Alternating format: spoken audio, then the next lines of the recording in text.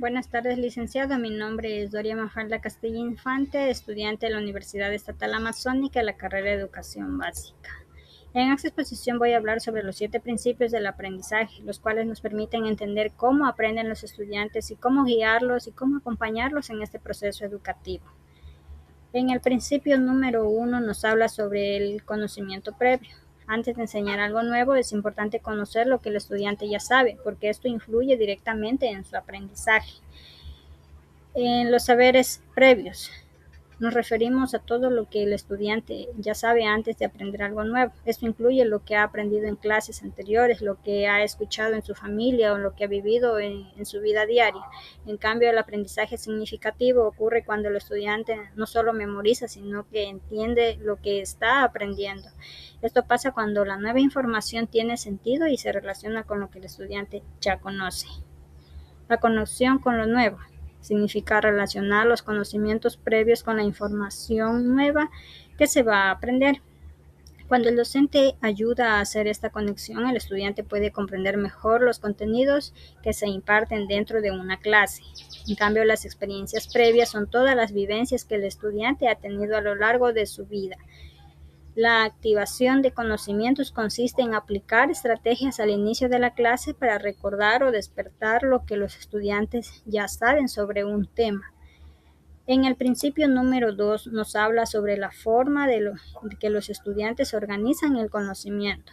Cuando los estudiantes organizan bien la información, les resulta más fácil entenderla y usarla en situaciones reales, como la organización cognitiva, que se refiere a cómo el estudiante ordena la información en su mente y se hace más fácil de entenderla y más fácil de recordar, y así no se vuelve algo repetitivo. Por otro lado, los mapas conceptuales son herramientas visuales que ayudan a organizar la información de manera clara, permitiendo identificar ideas principales, ideas secundarias y cómo se conectan entre sí. Las relaciones entre conceptos permiten que el aprendizaje sea más profundo cuando el estudiante conecta una idea con otra o deja ver los contenidos como una información aislada y comienza a comprender el tema de una forma integral. En el principio 3 nos habla sobre la motivación. La motivación es clave, ya que un estudiante motivado se esfuerza más y aprende mejor. La motivación positiva ocurre cuando el estudiante aprende porque recibe algún tipo de estímulos agradables o algún tipo de elogios o algún reconocimiento o una satisfacción personal. En cambio, la motivación negativa aparece cuando el estudiante actúa para evitar consecuencias, o sea, como para evitar un castigo por una mala nota. La motivación intrínseca y extrínseca. La intrínseca se da cuando el estudiante aprende porque siente algún interés, curiosidad o gusto por algún tema. Por otro lado, la motivación extrínseca aparece con el aprendizaje impulsado por recompensas externas, como calificaciones, premios o reconocimientos.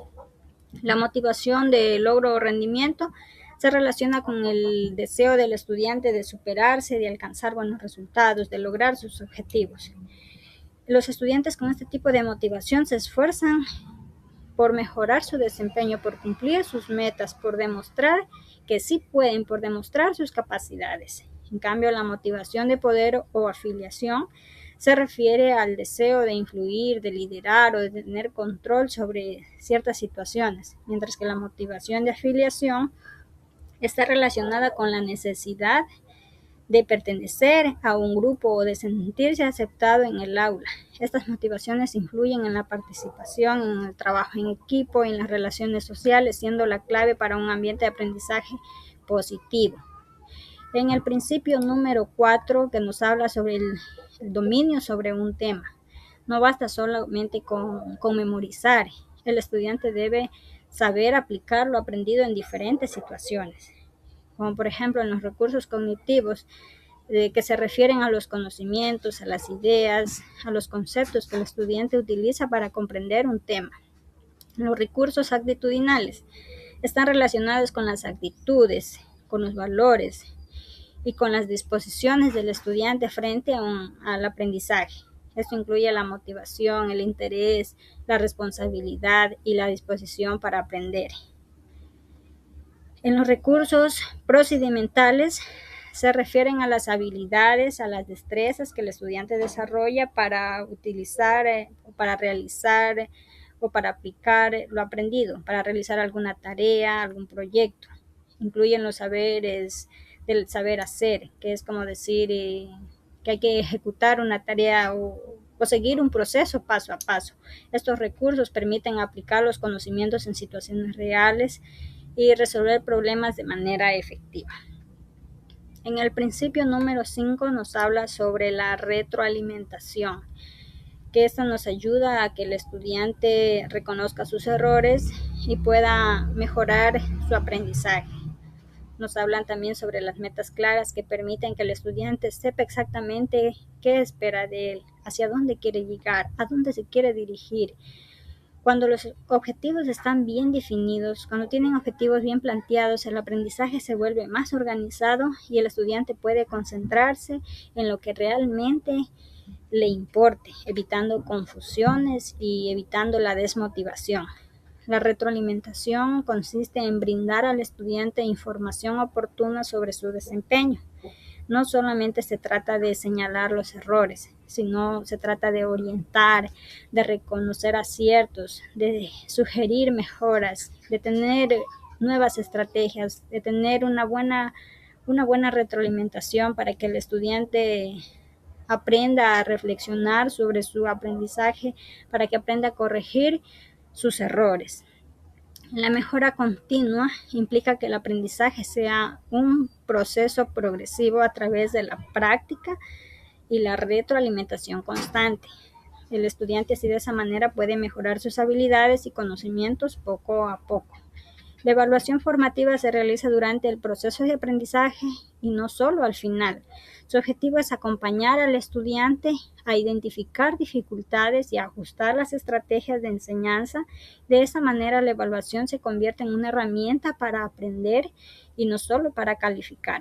En el principio número 6, el clima social, emocional e intelectual, nos habla sobre un ambiente de respeto y apoyo que favorece al estudiante al aprendizaje y a la participación. Como el clima del aula, que se refiere al ambiente social, emocional e intelectual que se vive dentro del salón de clases. Un clima positivo se caracteriza por un ambiente de respeto, apoyo y confianza. Y el clima negativo se presenta cuando existe tensión, falta de respeto o poca comunicación dentro del aula.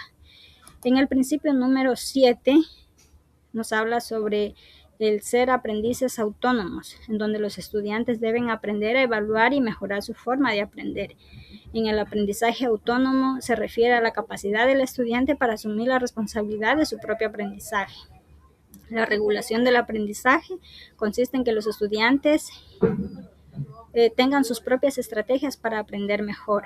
En cambio, el rol del docente en el aprendizaje autónomo es el guía y facilitador. Su función no solamente es transmitir información, sino es orientar, acompañar y brindar herramientas para que el estudiante aprenda por sí mismo. Para concluir, los 7 principios del aprendizaje nos ayudan a entender que aprender no solamente es memorizar, sino a conectar lo que ya sabemos con lo nuevo que vamos a aprender. Muchas gracias.